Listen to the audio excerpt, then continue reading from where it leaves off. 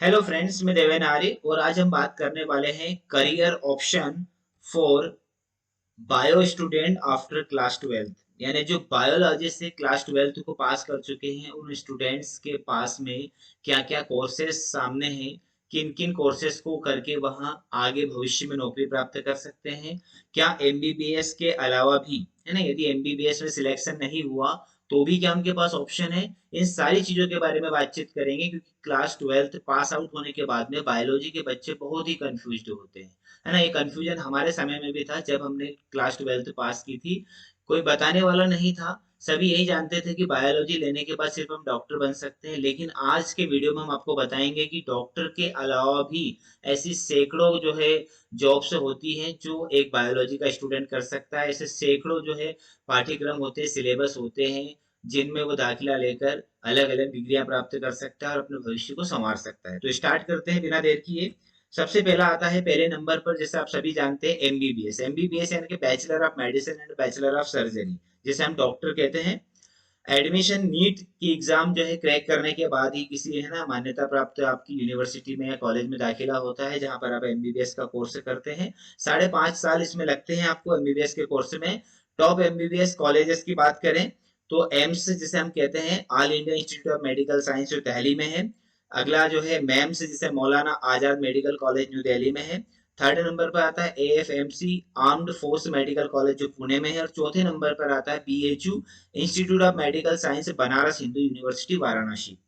यानी आप एमबीबीएस में दाखिला लेने के बाद में डॉक्टर की डिग्री प्राप्त कर सकते हैं, आपके नाम के आगे डॉक्टर लग सकता है। 5.5 वर्ष में आप ये चीज कर सकते हैं। लेकिन उसके पहले आपको सबसे इंपॉर्टेंट जो एग्जाम होती है, नीट की एग्जाम क्रैक करनी पड़ती है, जिसे हर साल लगभग 15-17 लाख विद्यार्थी नीट की एग्जाम देते हैं और लगभग 50, 60 या 70 हजार जो है सीट होती है, उनका ही सिलेक्शन हो पाता है। तो एमबीबीएस में यदि आपका सिलेक्शन नहीं हुआ है तो पहला ऑप्शन आपको रखना है। लेकिन यदि एमबीबीएस में आपका सिलेक्शन नहीं हुआ है तो आप क्या करेंगे? अगला ऑप्शन आपके पास रहता है BDS, bachelor of dental surgery, जिसमें आप दांतों के डॉक्टर बनते हैं। यहाँ भी नीट की एग्जाम क्रैक करने के बाद इसमें एडमिशन होता है। ये भी 5.5 वर्ष का ही रहता है कोर्स। और इसमें टॉप कॉलेज है इंडिया में, कौन कौन से, उनके बारे में थोड़ी सी बात कर ले। Maulana Azad Institute of Dental Science Delhi में, और अगला है King George Medical University Lucknow में। यानी आपका एमबीबीएस में नहीं होता है तो आप बीडीएस में जो है ट्राई कर सकते हैं। उससे यदि कम रैंक आती है तो आप बीडीएस यानी कि दांतों के डॉक्टर बन सकते हैं। और दांतों के डॉक्टर का भी जो इस समय चल रहा है, बहुत ही अच्छा जो है उनका कामकाज चल रहा है। लोग जो है रूट कैनाल वगैरह करवाते हैं, दांत में जो कैप वगैरह लगवाते हैं, तो लाखों का खर्चा आता है। तो यहाँ पर भी एक आपका प्रोफेशन बहुत अच्छा बन सकता है। आगे बात की जाए, अगला कॉलेज होता है Manipal college of Dental science Karnataka में। ठीक है। यदि आपका बीडीएस में भी नहीं होता है तो फिर आगे की डिग्री आपके पास रहती है बीएचएमएस, यानी एलोपैथिक की डिग्री होती है, जिसे हम एमबीबीएस कहते हैं। ये होम्योपैथिक की डिग्री होती है, bachelor of homeopathy medicine and surgery, से बीएचएमएस कहा जाता है। जिस कई बार आप देखते हैं बचपन में हम मीठी गोलियां खाया करते थे सफेद सफेद, वो सब होम्योपैथिक की गोलियां होती थी। ये भी 5 वर्ष का कोर्स होता है। और इसमें आपको नीट के द्वारा जो है एडमिशन मिल जाता है, सीईटी के द्वारा भी, कॉमन इंटरेस्ट टेस्ट के द्वारा भी आप इसमें जो है अप्लाई कर सकते हैं। टॉप कॉलेजेस की बात की जाए होम्योपैथी के तो Lokmanya Homeopathic Medical College Pune में है। और एक और कॉलेज है टॉप पर ही, National Institute of Homeopathic Kolkata में।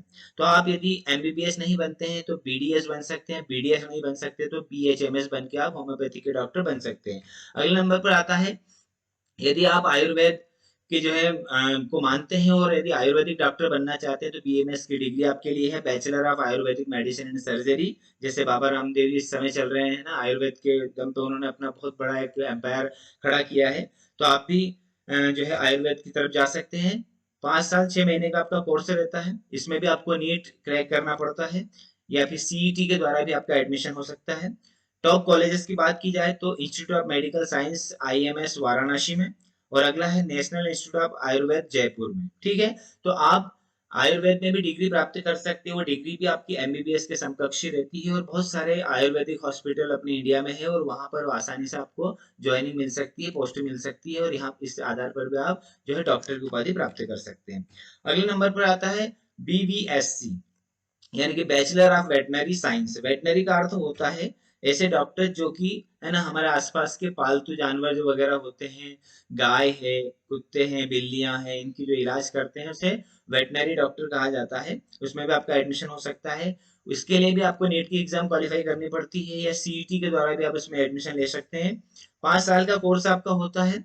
और टॉप कॉलेज की बात की जाए तो Indian veterinary research institute UP में है, और Apollo college of veterinary medicine जो है वो जयपुर में है। तो आप यहाँ पर BVSC यानी बैचलर ऑफ वेटनरी साइंस के द्वारा भी डॉक्टर बन सकते हैं। और जो है जिसे हम कह सकते हैं कि जो एनिमल्स होते हैं उनकी सेवा यहाँ पर कर सकते हैं। और इस समय क्या है कि घर घर में हम देख सकते हैं सभी जो है पेट से पालने के वो शौकीन होते हैं, तो उनका इलाज भी आप कर सकते हैं।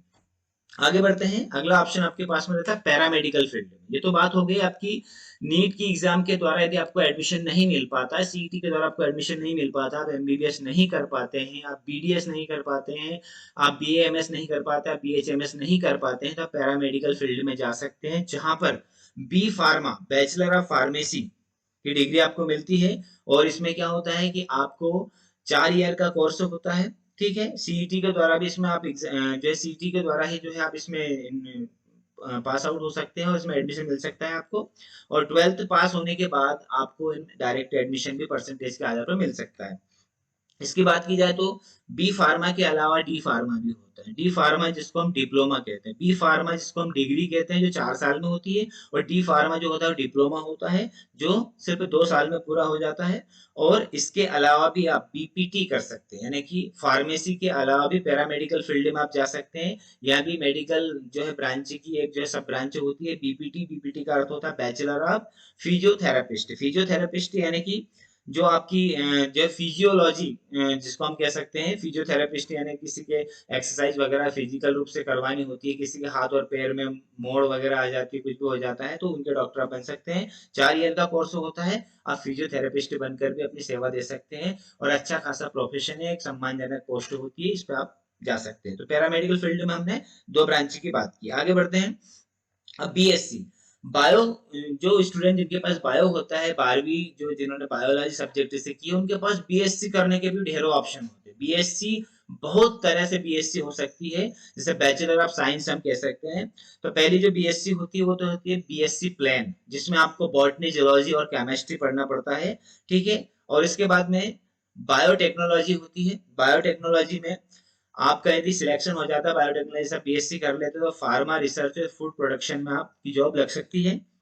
अगली बीएससी होती है बीएससी माइक्रोबायोलॉजी, जो मैंने खुद कर रखी है। इसमें माइक्रो ऑर्गेनिज्म के बारे में बातचीत की जाती है, और आपकी जॉब जो है लेबोरेटरी वगैरह में लग जाती है, जैसे कि जो भी आपके खून वगैरह की जांच वगैरह होती है, इसमें माइक्रोबायोलॉजी वाले स्टूडेंट जा सकते हैं।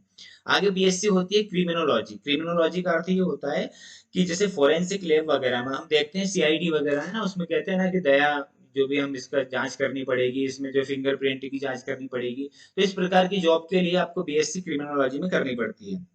अगली बीएससी होती है नर्सिंग, जो इस समय टॉप पर चल रही है। सबसे ज्यादा डिमांड जो है बीएससी नर्सिंग की है। इसके आधार पर आप गवर्नमेंट फील्ड में जा सकते हैं, नर्सिंग होम्स वगैरह, हॉस्पिटल वगैरह में नर्स की आप नौकरी आपको मिल सकती है। ठीक है, इतने प्रकार की बीएससी हमने देख लिया। बीएससी बहुत प्रकार की हो सकती है, बायोलॉजी के स्टूडेंट के लिए वो सारी चीज कर सकते हैं। ओके, आगे बढ़ते हैं। बीएससी फोरेंसिक साइंस में भी कर सकते हैं, और फोरेंसिक साइंस में करने के बाद में फोरेंसिक साइंस में आपको फोरेंसिक लैब से में नौकरी मिल सकती है। फोरेंसिक साइंस यानी अभी हमने बात की थी कि जो लैब वगैरह होती है जिनमें बहुत सारी डीएनए वगैरह की जांच वगैरह होती है, वहां पर आप जो है फोरेंसिक साइंस यदि आपने बीएससी किया है तो वहां पर आपकी जॉब के चांसेस सबसे ज्यादा होते हैं। बीएससी एग्रीकल्चर साइंस में भी हो सकती है, जिसमें आपको जो है खेती बाड़ी की जानकारी दी जाती है, पूरी A to Z जानकारी दी जाती है, खाद वगैरह, इफको वगैरह कंपनियों में बहुत बड़ी बड़ी पोस्ट पे आप जा सकते हैं। ठीक है। अगली आपकी होती है बीएससी एग्रीकल्चर के आधार पर आप टेक्नीशियन भी बन सकते हैं। और अगली बीएससी आपकी होती है साइकोलॉजी की। साइकोलॉजी यानी कि जो मानसिक रूप से विकृत या फिजिकल रूप से जो ऐसे व्यक्ति होते हैं जिनको मानसिक रूप से समझाना पड़ता है साइकोलॉजी के द्वारा, तो साइकेट्रिस्ट जिसे हम कहते हैं, उनकी नौकरी आपको लग सकती है। बीएससी यदि आपने साइकोलॉजी की है तो आप साइकोलॉजिस्ट बन सकते हैं। फ्रेंड्स, ये बात होगी बीएससी की। अब आगे बढ़ते हैं कि क्या बायो का स्टूडेंट कभी लॉ की तरफ जा सकता है। कुछ नई चीज मैं बताने वाला हूं आपको। यदि आपका रुझान, आपने बायोलॉजी से 12वीं कर ली और अब आप चाहते हैं कि मैं जो है कानून भी पढूं, तो बीएससी प्लस एलएलबी की डिग्री होती है। और वो बीएससी प्लस एलएलबी की डिग्री 5 वर्ष की होती है, और इसके माध्यम से आप लॉयर भी बन सकते हैं, यानी कि वकालत कर सकते हैं। ये एक नई जो है डिग्री हुई है जिसमें 5 वर्ष लगते हैं। और इसके बाद में यदि आप प्रशासनिक सेवाओं में जाना चाहते हैं, अभी 12वीं तक आपने बायो पढ़ी और आप समझ रहे हैं कि मेरे को इतना ही ज्ञान बहुत ठीक है बायोलॉजी का, और अब मैं जो है प्रशासनिक सेवा में जाना चाहता हूँ, यूपीएससी वगैरह जो है मैं निकालना चाहता हूँ, तो आप जो है 12वीं करने के बाद में बीए कर सकते हैं, बीकॉम कर सकते हैं, बीबीए कर सकते हैं, बीसीए कर सकते हैं। यानी कि आप प्रशासनिक सेवाओं में जाने के लिए हिस्ट्री, जियोग्राफी, पॉलिटिकल साइंस, इनका नॉलेज बढ़ाने के लिए बीए कर सकते हैं, बीकॉम कर सकते हैं कॉमर्स का नॉलेज बढ़ाने के लिए, बीबीए कर सकते हैं आप, एंड और बीसीए भी कर सकते हैं। यानी कि बायो के स्टूडेंट के पास बहुत सारे ऑप्शन है। तो इस वीडियो में हमने आपको बहुत सारे ऑप्शन के बारे में बताया कि बायोलॉजी का स्टूडेंट सिर्फ डॉक्टर का ही उसको एम नहीं रखना है, डॉक्टर का ही उसको जो है ऐसा नहीं मानना कि मेरे को यदि एमबीबीएस में सिलेक्शन नहीं हुआ तो क्या होगा। आप यदि एमबीबीएस में सिलेक्शन आपका नहीं होता है तो आपके पास बहुत सारी चॉइसेस हैं, बहुत सारे कोर्सेस हैं, बहुत सारी अपॉर्चुनिटीज हैं, आप उनका लाभ उठाइए। इस वीडियो को पूरा देखें बिना स्किप किए, सभी के साथ शेयर करें।